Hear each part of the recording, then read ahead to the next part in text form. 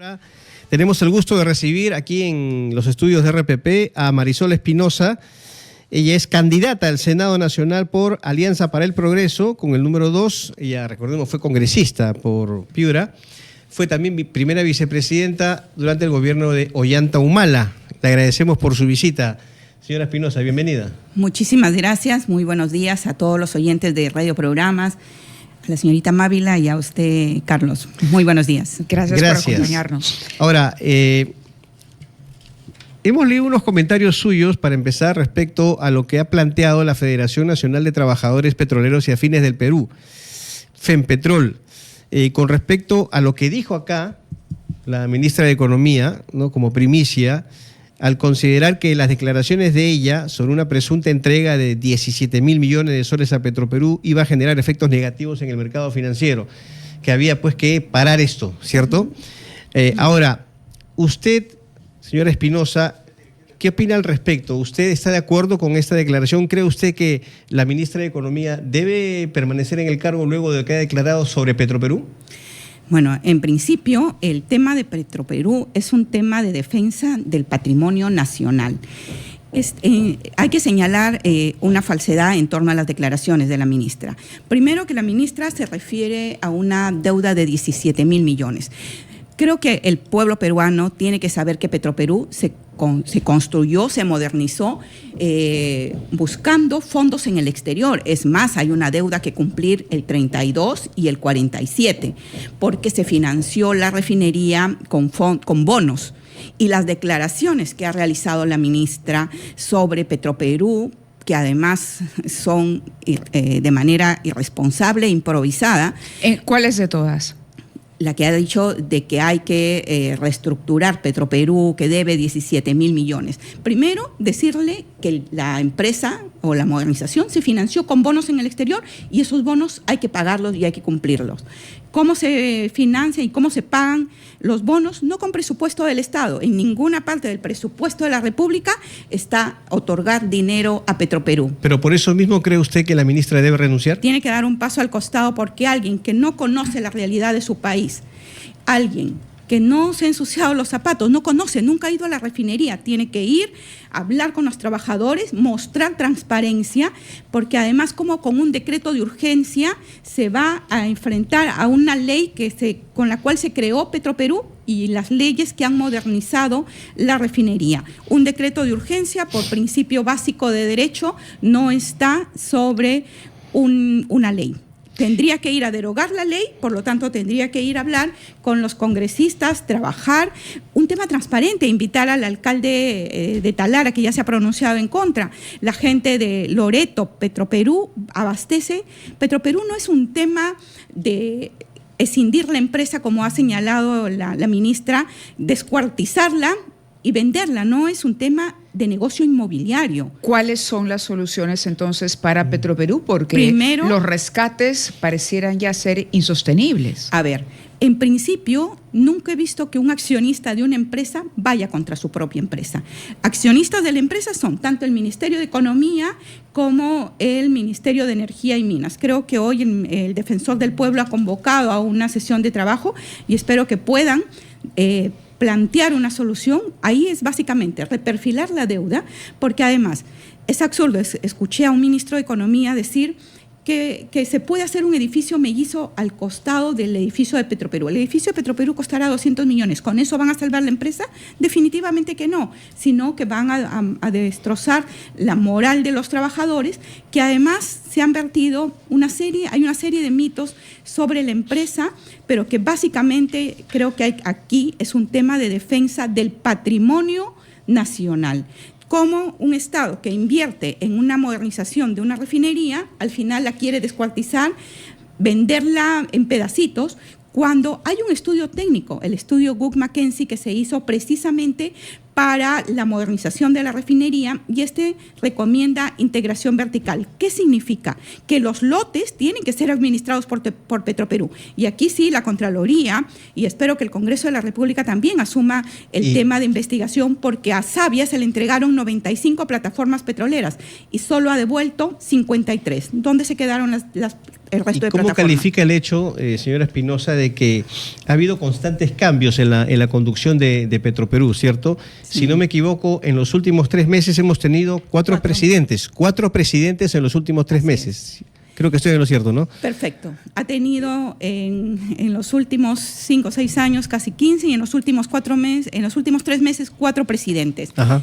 Definitivamente la gobernanza de la empresa no está bien, hay que corregirla, y esto se debe precisamente a los cambios de gobierno. Entonces, cada gobierno tiene una postura diferente y va cambiando, pero creo que aquí tiene que ser un manejo eminentemente técnico, un CEO o un administrador o un gerente que muestre las cifras en azul y que definitivamente, mostrando cifras en azul, pueda garantizar sobre la eso, empresa. La ministra Miralles dijo que habían tenido dificultad incluso en el Ministerio de Economía y Finanzas de acceder a información transparente por parte de la gerencia. Falso, porque los estados financieros auditados son de información pública, no hay ninguna información oculta, más bien oculto es lo que se pretende hacer sin hacer una mesa de trabajo, una convocatoria, a ver qué responde Loreto, el gobernador regional, el gobernador de Piura, el alcalde de Piura. Esa es falta de transparencia. Cocinar en Claro, pero usted está mencionando autoridades locales y regionales. Eso ya no permite que haya una distancia que usted reclamaba, la distancia de lo técnico.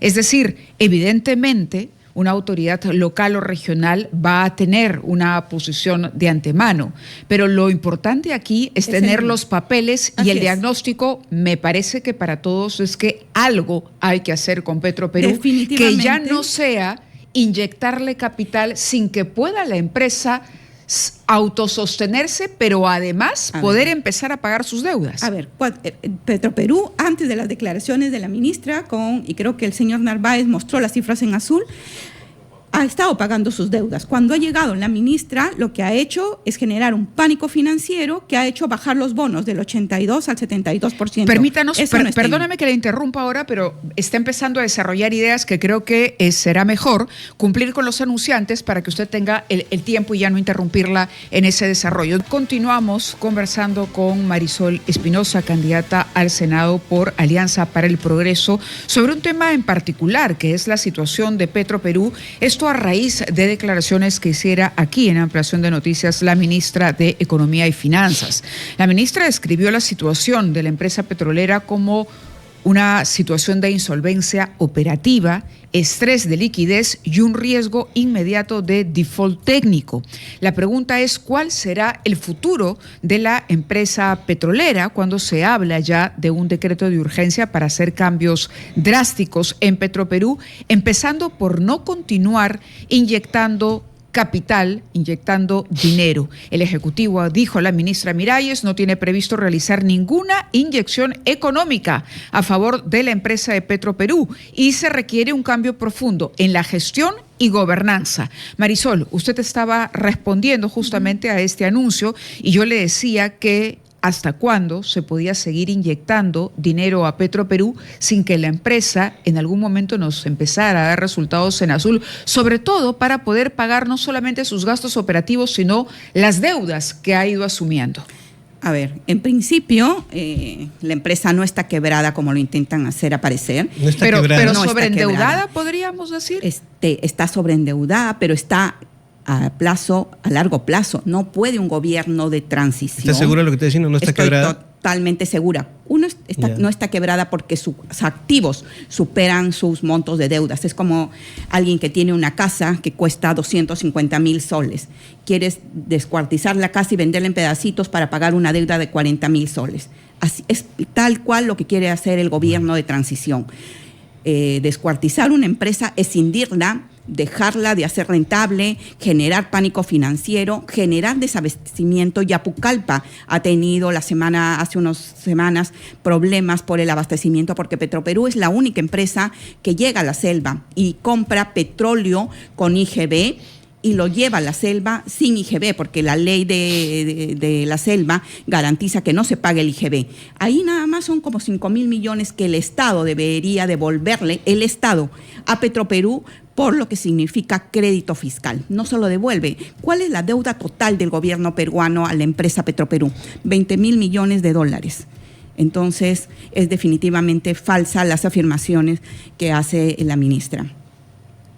Bueno, quedará en consideración entonces de la ministra. Pero el esta flujo situación de caja, claro, porque yo le hablaba de la operatividad. ¿Por qué entonces es que se han tenido que realizar estos rescates? El flujo de caja sigue siendo negativo en 359 millones de dólares y un nivel de deuda que usted ha reconocido sigue siendo elevado, porque cuando le hemos hecho la pregunta ha reconocido que hay un sobreendeudamiento de Hay Petroperú. una deuda que se tiene que pagar a largo plazo.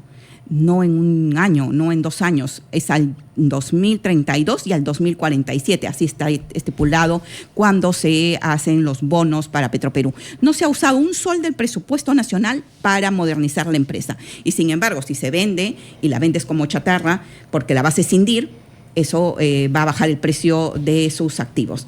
Y definitivamente aquí hay un tema país, es el patrimonio del Estado el que está en juego, no es el patrimonio de un gobierno, no es el patrimonio de una empresa. ¿Qué opinas sobre la posibilidad de incorporar capital privado en el accionariado?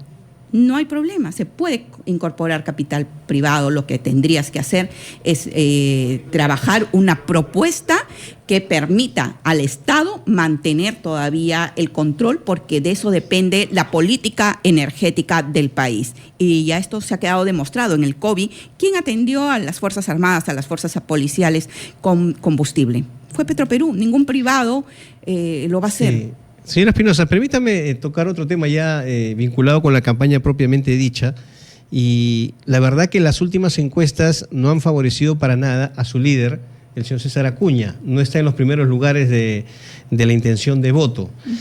¿A qué explica usted esto? Y si es que esto tiene que ver mucho con la gestión que él ha tenido en La Libertad.